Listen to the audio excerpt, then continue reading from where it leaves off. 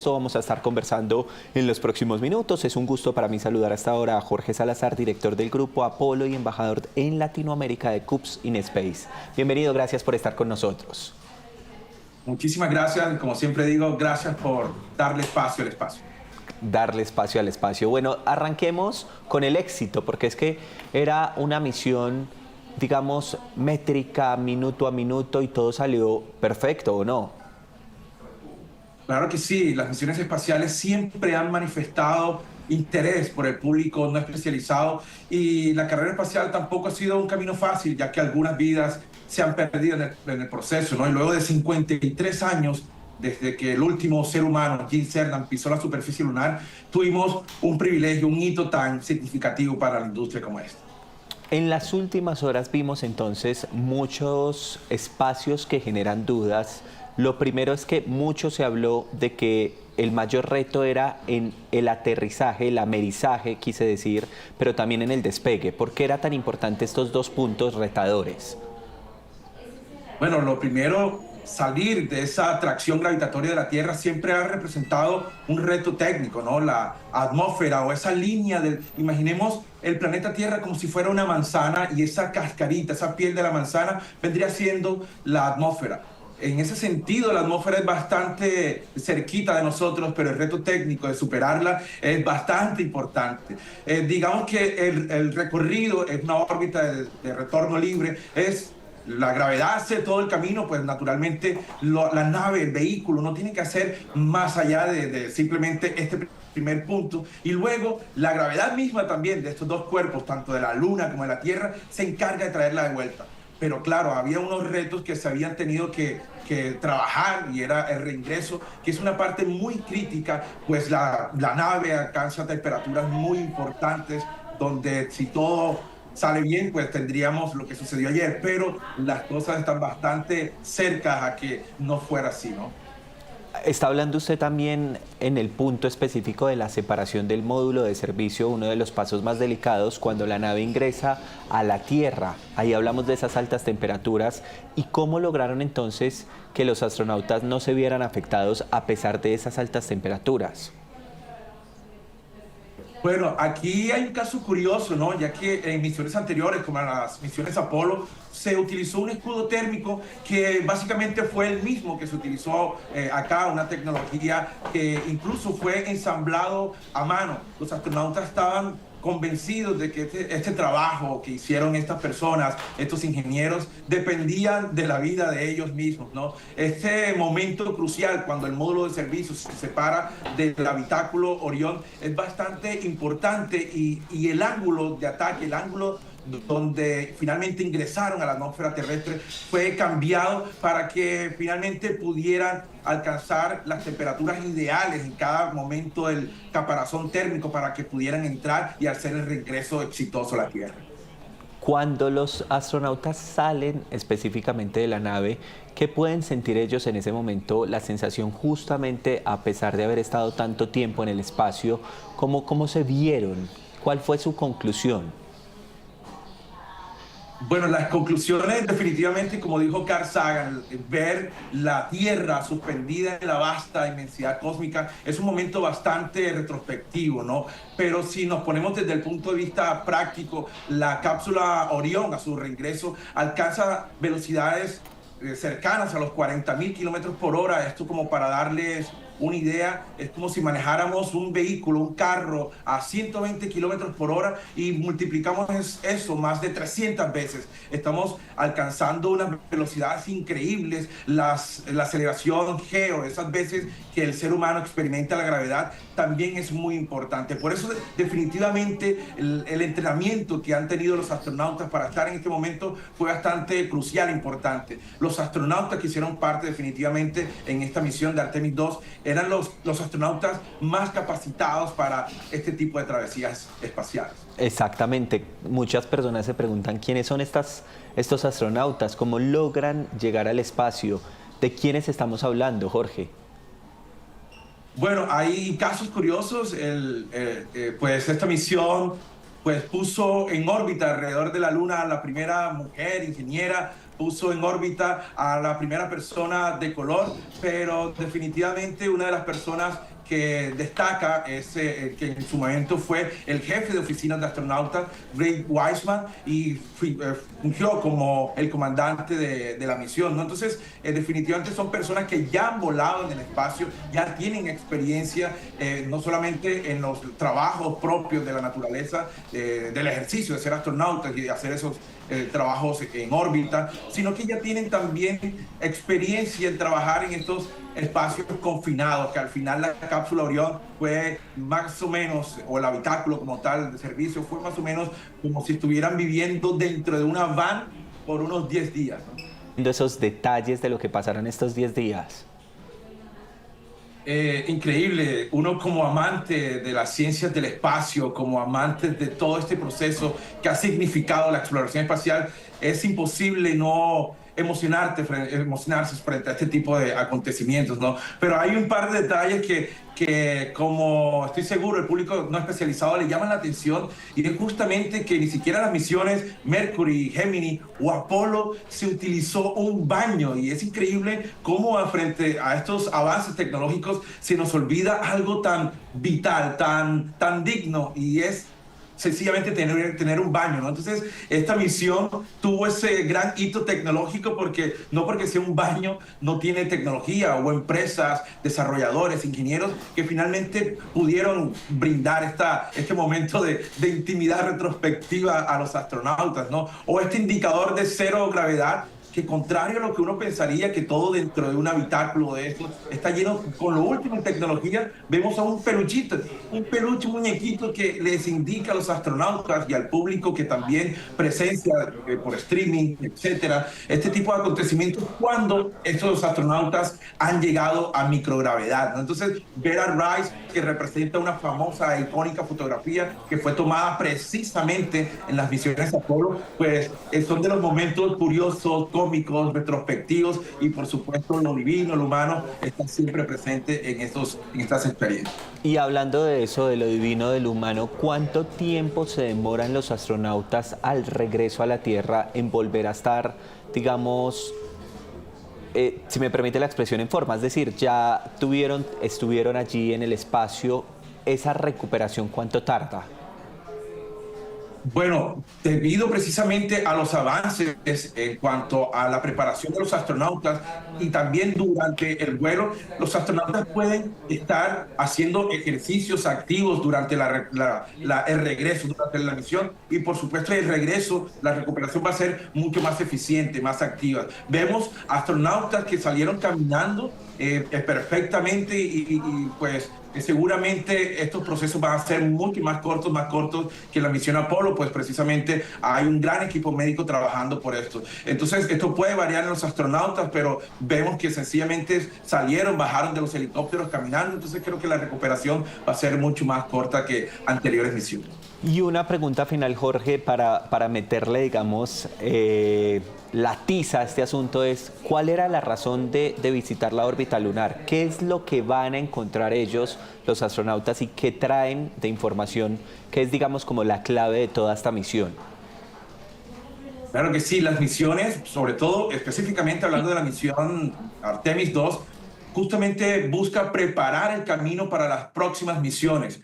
Obviamente se quiere hacer presencia en la Luna, todavía estamos en la industria, se está considerando los nuevos vehículos, los nuevos cohetes, las nuevas cápsulas, y es una tecnología que recién se está probando. Las matemáticas existen, ya la propuso Newton, ya utilizamos esta mecánica celeste desde siempre, pero este es el camino, y las misiones Artemis labran el camino frente a la tosudez de esa gallardía de la exploración humana. Pues se pretende hacer una presencia permanente en la Luna, se pretende que eso sirva para un trampolín para Marte, pero ahora tenemos que celebrar esta misión, este sobrevuelo lunar y estos hitos históricos que han alcanzado. Son los seres humanos que más lejos han llegado, y pues celebrar poco a poco y paso a paso lo que está, y lo que viene es seguramente y muy pronto llegar a la superficie lunar. Don Jorge Salazar, muchas gracias por darle espacio al espacio.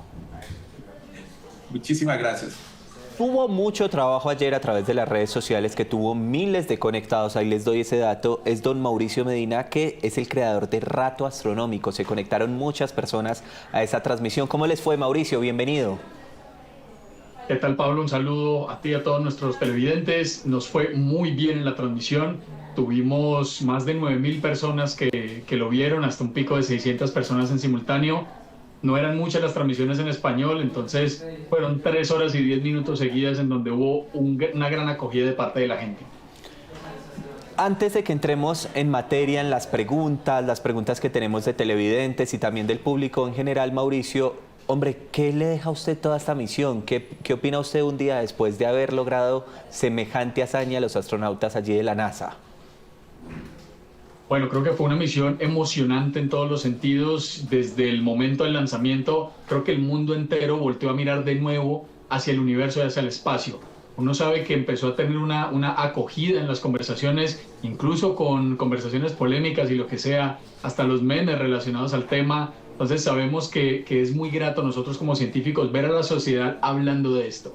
La misión fue totalmente exitosa desde el lanzamiento, las maniobras que se hicieron tras la Luna y en los momentos más tensos que fue el reingreso, todo salió impecable.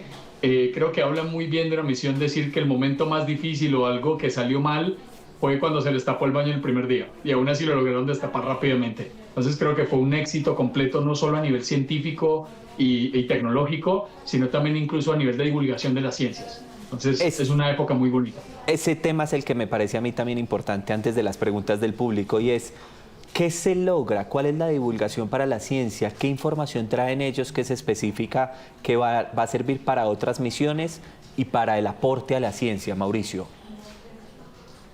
La idea principal en esta etapa del programa Artemis era probar los sistemas como la cápsula Orión, el módulo de servicio, cómo realizan ciertas maniobras, cómo funcionan las comunicaciones, los soportes vitales para las funciones, para las misiones Artemis 3, 4 y 5.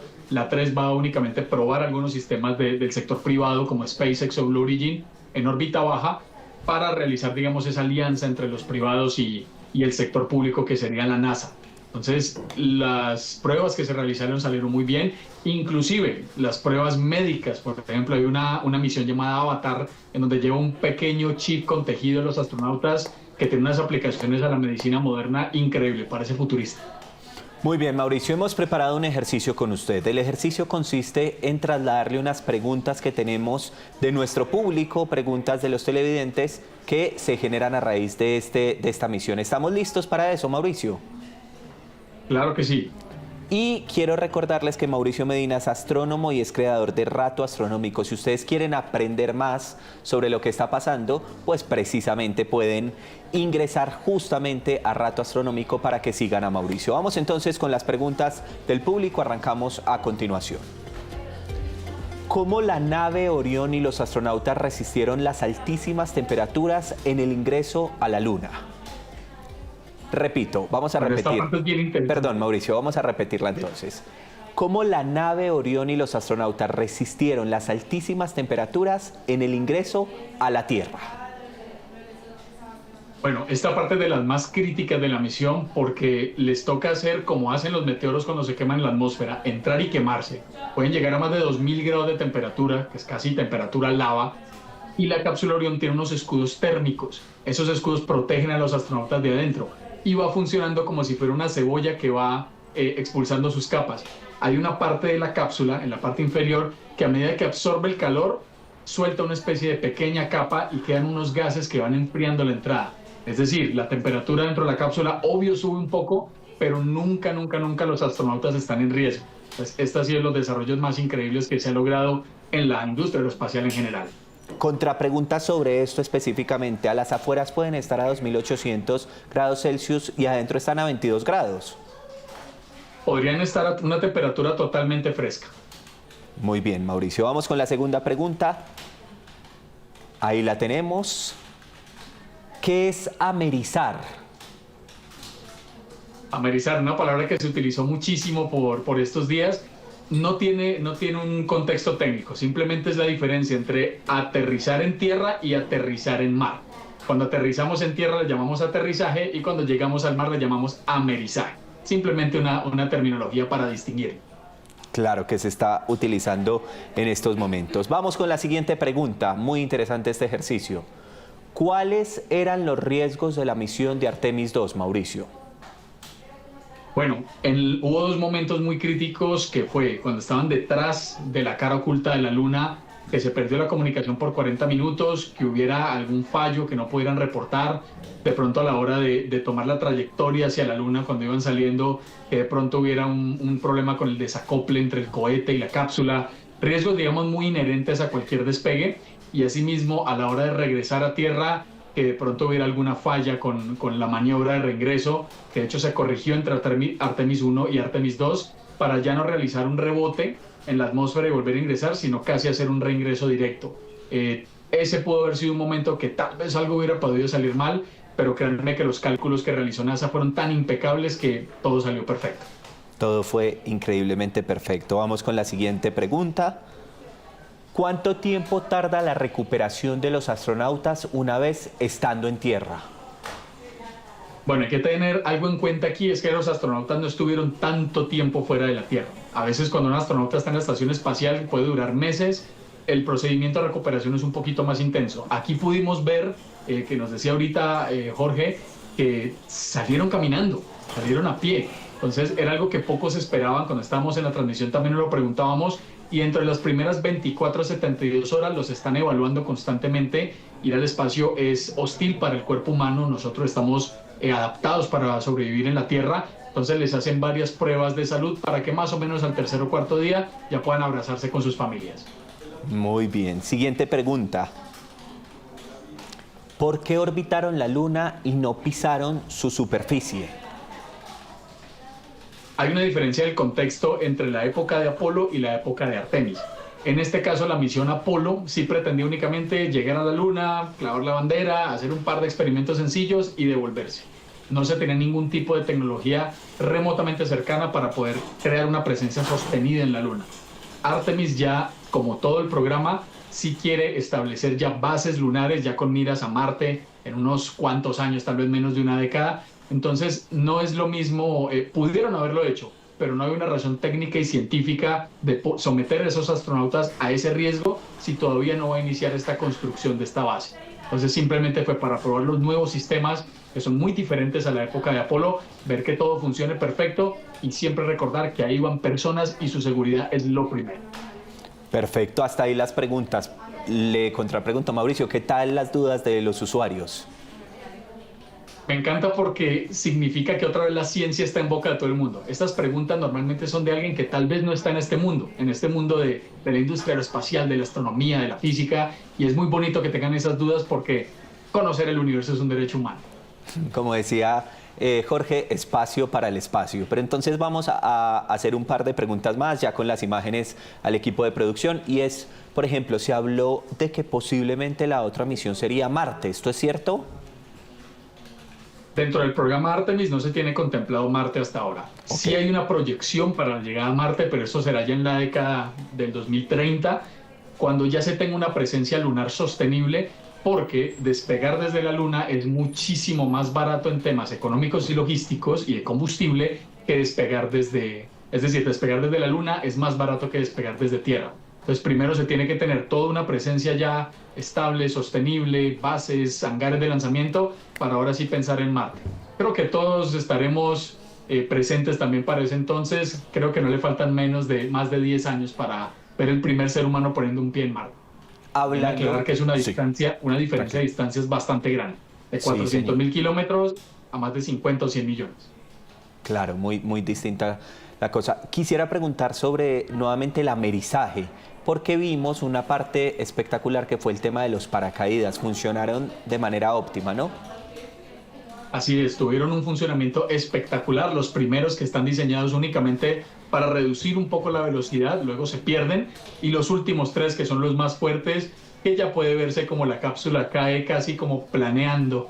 Entonces es un sistema de 11 paracaídas en total, y cada uno de ellos en el momento que le tocaba hizo su trabajo de forma impecable. Salió perfecto el amerizaje.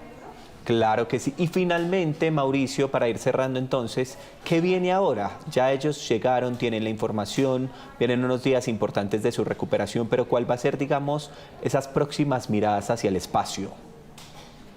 Lo primerísimo es evaluar la cápsula. ¿Cómo le fue al escudo térmico? Si se maltrató menos que en Artemis 1. ¿Cómo está la salud de los astronautas? ¿Cómo funcionaron todos los sistemas? Y ya ahora sí, según dijo ayer el administrador de NASA, Jared Isaacman, se celebra, pero ya tenemos la mira en Artemis 3 y de hecho dentro de muy pocos días ya van a empezar a rodar el core stage, que es la etapa central del cohete Artemis 3, hacia el Kennedy Space Center. Entonces ya están trabajando en Artemis 3, que será el año siguiente, en donde serán varias pruebas en órbita baja, en alianza con el sector privado, para que ojalá en inicios de 2028 tengamos ese primer alunizaje en 50 años y a finales de 2028 ese segundo alunizaje. Se planea que ya haya 2 alunizajes tripulados por año y se quiere llegar a un alunizaje mensual o bimestral no tripulado todo el tiempo.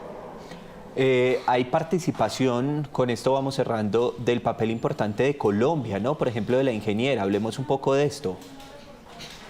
Claro, Diana Trujillo en estos momentos, ella es caleña y es la directora de vuelo de NASA. Es decir, cada que hay un astronauta montado en una nave en el espacio, ella está detrás de eso.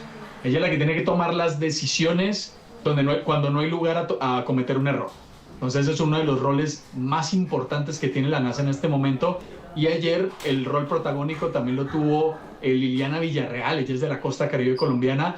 Ella era la directora de recuperación de la cápsula Orión, del programa Artemis. Entonces, toda esta maniobra que ustedes vieron el día de ayer del mensaje, de la recuperación de los astronautas, la directora de toda esa logística es Liliana Villarreal, también colombiana.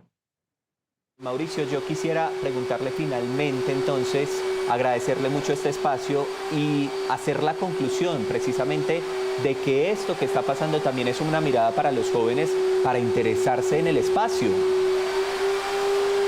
Yo estoy seguro que en la época del Apolo, las personas nacidas en los 50, en los 60, que eran jóvenes o niños en esa época, soñaron con ser científicos, ingenieros o simplemente mirar un poco más allá del espacio. Y creo que esta época, teniendo en cuenta que vamos a tener tantos alunizajes, prontamente estoy seguro que va a crear los nuevos científicos, ingenieros, hasta futuros astronautas. Entonces estamos en una época muy bella en la que de nuevo hablar de ciencia está de moda. Y además porque la participación de la mujer, que ella daba una frase importantísima y poderosa que decía, sueñen lo que quieran, que ustedes lo pueden lograr. ¿Qué tal eso, Mauricio? Importante porque también está dando una perspectiva de qué se puede hacer como profesional. A veces un joven no puede soñar ser algo que no conoce. Que hoy en día ya haya jóvenes que tal vez en su vida se habían imaginado que se puede hacer investigación espacial, ser astronauta, ser ingeniero. Hoy en día dicen, hey, yo no sabía que eso existía, yo quiero hacer eso cuando grande. Entonces, este tipo de divulgación de este conocimiento, de estos programas, es esencial para la base de nuestra sociedad porque de verdad somos una sociedad muy basada en ciencia y tecnología y necesitamos mucho más conocimiento al respecto. Pues Mauricio Medina es astrónomo, creador de Rato Astronómico. Quienes no han ido a Instagram y no han seguido Rato Astronómico, háganlo ya mismo, que yo sé que me van a agradecer este favor. Mauricio, un abrazo. Muchas gracias a ustedes por el espacio y sigamos hablando del universo.